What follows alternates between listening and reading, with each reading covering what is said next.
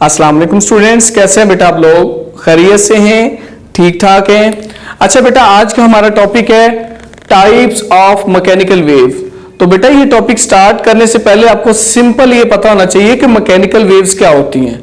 तो बेटा आपने याद रखना, मैकेनिकल वेव्स ऐसी वेव होती हैं जिनको गुजरने के लिए मीडियम की जरूरत होती है। मिसाल के तौर पर हम लोग पीछे पढ़ के आए हैं कि वाटर वेव जैसे हो गई। अगर वाटर हमारा मीडियम था, वाटर के अंदर जो वेव प्रोड्यूस होगी वो कौन सी होगी? Mechanical wave. तो अब यहां पे बेटा इसको एक्सप्लेन करने के लिए मैं एक एग्जांपल लेता हूं। फर्स्ट कर लेते हैं बेटा, ये मेरे पास एक स्प्रिंग है। ये क्या है? एक स्प्रिंग है। इस स्प्रिंग के एक एंड को हमने दीवार के साथ बांध दी है, ठीक हो गया। दूसरे एंड को ये आदमी ने अपने हाथ में पकड़ा हुआ है। अब ये क्या करेगा? अब ये जो है ना बेटा, ये आपने याद रखना है, ये स्प्रिंग ना हमारा मीडियम है। अब ये आदमी इस स्प्रिंग के अंदर वेव प्रोड्यूस करवाएगा। वो कैसे वेव प्रोड्यूस करवाएगा? ये ना इस वेव को ये पुश पुल करेगा इस तरह से। जब ये पुश पुल करेगा तो बेटा वो वेव की ये जो स्प्रिंग है उसकी शेप कुछ यूं हो जाएगी। तो देखा ये गया है कि कुछ पॉइंट्स हैं जिसमें पार्टिकल एक दूसरे के करीब करीब है, और कुछ पार्टिकल ऐसे स्प्रिंगी से बन गए जहां पे ये स्प्रिंग खुला है, फिर यहां पे स्प्रिंग कंप्रेस है, फिर आगे स्प्रिंग खुला हुआ है, फिर आगे कंप्रेस है। ठीक है, इसकी शेप कुछ यूं बन गई। यानी कि इस आदमी ने इसको क्या किया बेटा? पुश किया एंड और क्या किया? पुल किया। Push and pull. क्लियर? अच्छा, अब दूसरी दफा इस आदमी ने ये स्प्रिंग को एक दफा तो पुश पुल किया, ये बात खत्म हो गई। अब नेक्स्ट बात हम करते हैं। अब ये आदमी ये स्प्रिंग के ऊपर फोर्स लगाएगा अप एंड डाउन, यानी कभी ऊपर कभी नीचे, इस तरह से। क्लियर? तो बेटा जब ये ऐसे करेगा तो इसकी शेप कुछ यूं बन जाएगी। स्प्रिंग, ये जो स्प्रिंग है उसकी शेप कुछ यूं बन जाएगी। अब हमें ये डायग्राम से नजर आ रहा है कि इस डायग्राम में उसने क्या किया? Up and down, up and down इसने मूव किया। क्लियर होगी बात? अच्छा, अब बेटा शेप के अकॉर्डिंग दो तरह की वेव प्रोड्यूस हो गई हैं। तो इसका मतलब ये हुआ कि मैकेनिकल वेव दो तरह की होती हैं। मैकेनिकल वेव कितनी तरह की होती हैं? दो तरह की। तो बेटा ये वाली जो वेव प्रोड्यूस हुई है ना, इस वेव को हम नाम दे देते हैं मैकेनिकल वेव। सॉरी, ये तो मैकेनिकल वेव है ना, उसकी ये दो टाइप्स हैं। इसको हम नाम दे देते हैं longitudinal wave. Longitudinal wave, longitudinal wave. इसी तरह बेटे ये जो दूसरी वेव है हमारे पास, इसमें ये दूसरी शेप है। इस शेप को हम नाम देते हैं ट्रांसवर्स वेव। Transverse wave. अब बेटा हमने इसको ना, यही जो इसकी टाइप्स है ना, लॉन्गिट्यूडनल वेव ये वाली और ट्रांसवर्स वेव ये वाली, अब हमने इसको एक्सप्लेन करना है। वो एक्सप्लेन कैसे करेंगे वो जरा गौर से देखिए बेटा। हम ना ये जो पार्टिकल एक दूसरे के पास पास है ना, कंप्रेस हुए पड़े हैं। अब हम इनको नाम दे देते हैं कंप्रेशन का। कंप्रेशन, ये हमने किनको नाम दिया? ये वाले जो कंप्रेस हुए पड़े हैं पार्टिकल, ये वाले, ये वाले, ये वाले, ये क्या है? कंप्रेशन। ये क्या है बेटा? कंप्रेशन।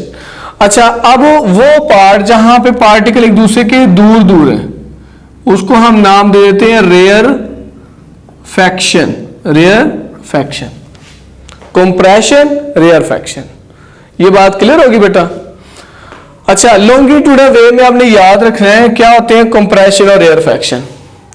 अब हम इसकी तरफ आते हैं ट्रांसवर्स वेव में। ट्रांसवर्स वेव में बेटा ये असल इसकी लोकेशन कौन सी थी? असल पोजीशन कौन सी थी? ये वाली। अब पार्टिकल के वो हिस्से जो असल पोजीशन से ऊपर थे उनको हम नाम दे देते हैं क्रस्ट का। क्या नाम देते हैं? क्रस्ट का। ये मैं इसको रेज कर रहा हूं, आपने याद रखना है ये जो ऊपर वाला पार्ट है ना, इसको हम क्या बोलते हैं? क्रस्ट। इसी तरह बेटा ये जो नीचे वाला ये वाला पार्ट है, इसको हम नाम दे देते हैं ट्रफ। Crust, trough. क्लियर? अच्छा, अब मैं इसको भी रेज कर देता हूं, ये जस्ट आपको बताने के लिए था। अच्छा बेटा, नेक्स्ट हम बात करते हैं कि आपने याद रखना है कि लॉन्गिट्यूडल वेव में दो चीजें थी, कंप्रेशन, रेयरफैक्शन, और ट्रांसवर्स वेव में क्रस्ट, ट्रफ। क्लियर?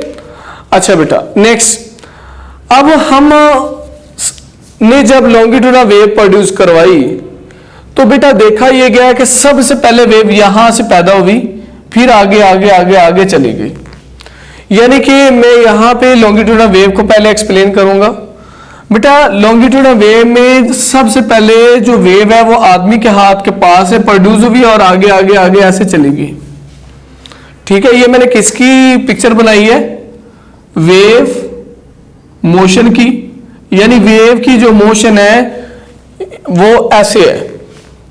ठीक है, और जो पार्टिकल्स है वो बेटा इस तरह से ऐसे ऐसे वाइब्रेट होते होते आगे गए हैं। यानी कि लॉन्गिट्यूडल वेव में वाइब्रेशन की कुछ डायरेक्शन यूं है, यानी इस तरह से पार्टिकल मूव करते करते ना आगे चले गए। यानी ये मैंने किसकी पिक्चर बनाई है? वाइब्रेशन की। वाइब्रेशन किसकी? Vibration of particles, vibration of particles. अच्छा, अब हम ट्रांसवर्स वेव की बात करते हैं। तो बेटा ट्रांसवर्स वेव में सबसे पहले वेव इस आदमी के हाथ के पास से प्रोड्यूस हुई है और वो वेव आगे आगे आगे आगे ऐसे चलती गई। यानी कि मैं यहां पे अगर बनाऊं तो वो भी ऐसे ही होगा। ये किसकी शेप है? वेव मोशन की। क्लियर? अच्छा, नेक्स्ट, तो इसमें वाइब्रेटरी मोशन कैसी थी? यानी इसमें इस तरह से वेव प्रोड्यूस हुई है ना, जैसे हम लोग पीछे पढ़ के हैं कि अगर हम एक पानी का टब लें, उस पानी के टब के अंदर वेव प्रोड्यूस करवाएं, डिस्टरबेंस क्रिएट करवाएं, तो कॉर्क रखें तो वो कॉर्क ऐसे ऊपर नीचे मूव करता था। मेरी पिछली वीडियो में मैं ऊपर लिंक भी दे दी है, तो बेटा ये मैंने लिंक दे दिया, यहां पे जाके देखें और इंशाल्लाह आपको ये भी चीजें क्लियर हो जाएंगी। अच्छा, यानी ये पार्टिकल इसके कैसे मूव करते हैं? Up down, up down. ठीक है, यानी कि उसकी मैं अगर डायग्राम बनाऊं तो वो ये अप डाउन, ये वाइब्रेटरी मोशन ऐसे करती है। इसकी तो वाइब्रेटरी मोशन ऐसे थी ना, लेकिन इसकी ऐसे। ठीक है, यहां पे मैं लिख देता हूं, ये मैंने किसकी डायग्राम बनाई है? जैसे वाइब्रेशन ऑफ पार्टिकल, तो ये भी किसकी है? Vibration of particles, particles. ठीक है बेटा। अच्छा, अगर हम यहां पे देखें, ये वाइब्रेशन ऑफ पार्टिकल और वेव मोशन के दरमियान एंगल कितना है? आपने याद रखना है 0 डिग्री। कितना एंगल है? 0 डिग्री। लेकिन इनके दरमियान एंगल कितना है? 90 डिग्री। इनके दरमियान एंगल कितना है? 90 डिग्री। तो बेटा लॉन्गिट्यूडल वेव की अगर हमने डेफिनेशन करनी हो तो कैसे करेंगे? हम डेफिनेशन लिखेंगे, लॉन्गिट्यूडल वेव ऐसी वेव होती है जिसमें जो वेव मोशन है और वाइब्रेशन ऑफ पार्टिकल है वो एक दूसरे के पैरेलल होते हैं। पैरेलल का पता ना क्या होते हैं? जो अगर दो लाइनों के दरमियान डिस्टेंस एक जैसा हो तो उसको हम पैरेलल बोलते हैं। तो लॉन्गिट्यूडल वेव ऐसी वेव होती है जिनमें वेव मोशन और वाइब्रेशन ऑफ पार्टिकल एक दूसरे के क्या होते हैं? पैरेलल। इसी तरह हम ट्रांसवर्स वेव में देखते हैं। ट्रांसवर्स वेव में क्या होता है? वाइब्रेशन ऑफ पार्टिकल और वेव मोशन एक दूसरे के ऊपर परपेंडिकुलर होते हैं, यानी जिनके दरमियान एंगल 90 डिग्री हो उसको बेटा हम क्या बोलते हैं? परपेंडिकुलर्स। तो ट्रांसवर्स वेव में वेव मोशन और वाइब्रेशन ऑफ पार्टिकल एक दूसरे के ऊपर क्या होते हैं? परपेंडिकुलर। अच्छा, ये बातें क्लियर हो गई। तो कंप्रेशन की डेफिनेशन हम कैसे करेंगे? कंप्रेशन की डेफिनेशन ऐसे करेंगे, चूंकि ये लॉन्गिट्यूडल वेव का पार्ट है, हम कहेंगे कि ऐसी लॉन्गिट्यूडल वेव जिसमें पार्टिकल एक दूसरे के करीब करीब हो उसको हम बोलते हैं कंप्रेशन। और रेयरफैक्शन कैसे किसे बोलेंगे? ऐसी लॉन्गिट्यूडल वेव जिसमें पार्टिकल एक दूसरे के दूर दूर हो उसको क्या बोलते हैं? रेयरफैक्शन। इसी तरह अगर हमने यहां पे क्रस्ट की डेफिनेशन करनी हो तो बेटा क्रस्ट किसकी एग्जांपल है? ये ट्रांसवर्स वेव में ही आता है ना, तो हम कहेंगे ऐसी ट्रांसवर्स वेव जिसमें पार्टिकल असल पोजीशन से ऊपर होते हैं। ऊपर है ना, मेन पोजीशन से, असल पोजीशन से, तो इसको हम क्रस्ट बोलेंगे। इसी तरह अगर ड्राफ्ट की डेफिनेशन करनी हो तो कैसे करेंगे बोला? हम लिखेंगे वेव, ट्रांसवर्स वेव में वेव के वो पार्ट्स जो मेन पोजीशन से नीचे होते हैं उसको हम क्या बोलते हैं? ट्रफ। क्लियर? अच्छा, ये चीजें हो गई। उसके बाद बेटा लास्ट पे एक डेफिनेशन है वेवलेंथ की, यहां पे मैं लिख रहा हूं वेव लेंथ, और उसके बाद हमारा लेक्चर हो जाएगा एंड।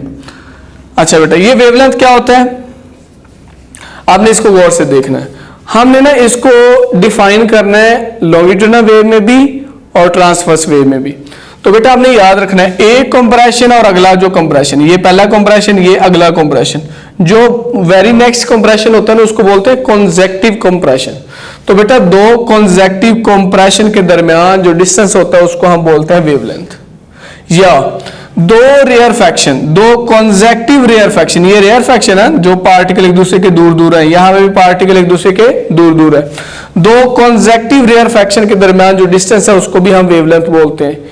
इसी तरह यहां पे अगर हमने ट्रांसवर्स वेव की बात करनी हो तो ये जो वेव के ऊपर वाला हिस्सा इसको हम बोलते हैं क्रस्ट। एक क्रस्ट और अगले क्रस्ट के दरमियान जो फासला है उसको हम क्या बोलते हैं वेवलेंथ। इसी तरह ट्रफ आगे तो मैंने बनाया नहीं, लेकिन अगर होता तो फिर हमने डेफिनेशन करनी थी एक ट्रफ और उससे अगले ट्रफ के दरमियान जो डिस्टेंस है उसको हम क्या बोलते हैं वेवलेंथ। ठीक है बेटा, ये बहुत आसान टॉपिक है, आपने गौर से सुना है इसलिए आपको ये आसान लग रहा है। अच्छा दूसरा ये है कि बेटा आपको अगर मेरी वीडियो पसंद आई है तो बेटा लाइक करें, और नीचे आपको बेल आइकन का बटन दिया होगा उसको जरूर प्रेस करें ताकि जितनी भी मेरी वीडियोस आए आपको उसका नोटिफिकेशन जरूर मिले। ठीक है, थैंक यू, अल्लाह हाफिज।